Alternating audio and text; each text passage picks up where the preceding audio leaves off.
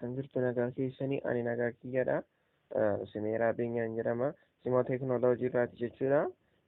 Amma akkamittiin sabskiraayib gootanii ishee akka namni sabskiraayib isinii godhu irraa akka viidiyoo keenya irra godhachuu dandeenya kan jedhu isiniif qopheessee jira. Akkamittidha namoonni baay'een jettu jechuudha. Kun karaa salphaadha. Baay'ee immoo salphaadha iyyuudha. Bilbila keenyaan gochuu ni dandeenya jechuudha. Gaafa viidiyoo ediitii goonu kunoo haala salphaadhaan kaayim maasterii keessanii seenna jechuudha. Too gara barnoota keenyaatti hin seenin dura simoo teekinooloojii sabskiraayib gochuu hin dagatinaa isiniin jedha. Kunoo amma kallattiidhaan kaayim maasterii keessanii seenna.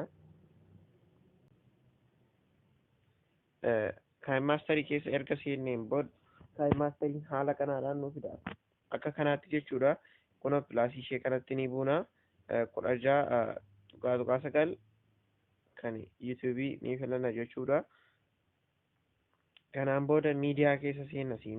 Miidiyaa keessa seennee viidiyoo kan keenya kana hojjetachuu barbaadnu filannasiiti. Amma fakkeenyaaf viidiyoon fudhachuu barbaade kunootti afidu. Kunootti kana dhawatee asiitti raatiitti buuna. Viidiyoo kun kunoo amma sabskiraayibar bootanii waan tokko iyyuu hin qabu. Kunoodha. Kanan fudhachuu barbaade haa innu miidiyaa keessa ni seenna jechuudha. Miidiyaa keessa ni seenna. Miidiyaa keessa erga seenneen booda kunootti miidiyaa keessa ni seenna jechuudha. Miidiyaa keessa erga seenneen booda sabskiraayibar bootanii isa kana liinkii jala siniif hin kaa'amti. Kunootti ishee kanan fudhadha jechuudha. Hubachiisa kana diskiriipshinii jalaatii fudhadha. Diskiriipshinii jala siniif hin godha. Amma viidiyoo isaa hojjedhe jechuudha. Siniif hin godha. Kunoo kun akkasitti dhufa gara namoota baay'eetti kanadha kan danqaatu. Kunoo kun akkasitti dhufti. Giriin iskiriinii ta'uu immoo qaba dirqama.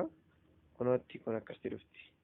Namoonni baay'een namootni ani baay'ee cimmadha yaadu keessaa iyyuu baay'een giriin iskiriinii mataa wajjin kaa'u. Kunootti amma fakkeenyaaf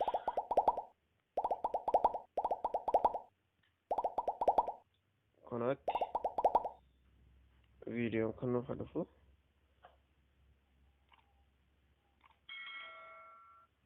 Maasterii namalli isaa biyyi ta'uudha.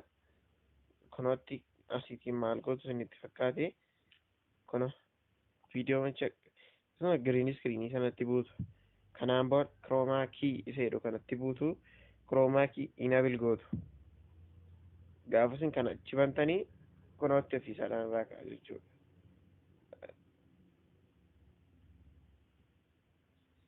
Erga kanaan booda raayitii ishee kanatti buutu jechuudha.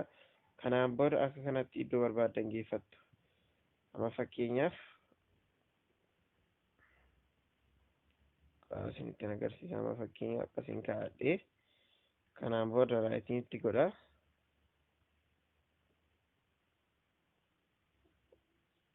Kanaan booda baala akkana ta'uu ilaala. Qoraadhiifa. Karaa kanaan immoo seeraan hin banuu laatu. Kunoo sheerii magorii kan isinitti agarsiisa bakka.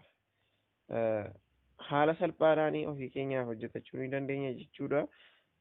Kunoo SD isaan seevii isinii godha namaaf jecha. Kana jechuun sabskiraayibotanii hojjechuu jechuun baay'ee qal'aadha. Garuu viidiyoo keessan sanarratti galchitu jalqaba miidiyaa keessa galtanii filattu isiniin jedheera. Kanaan booda layerii jalaatii miidiyaa filattu. Erga kanaan boodadha kan isin kiroomaa kii bantanii kiroomaa kii bantanidha kan isin hojjettanii. Kana dura chaanalii kiyya laayik sheer sabskiraayib gochuu hin dagatinaa isiniin jedha.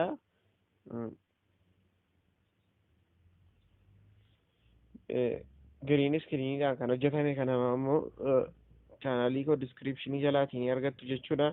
Viidiyoo diskiriipshinii jala isiniif hin godha. Kunoodha amma banne ilaalla. Kunoodha.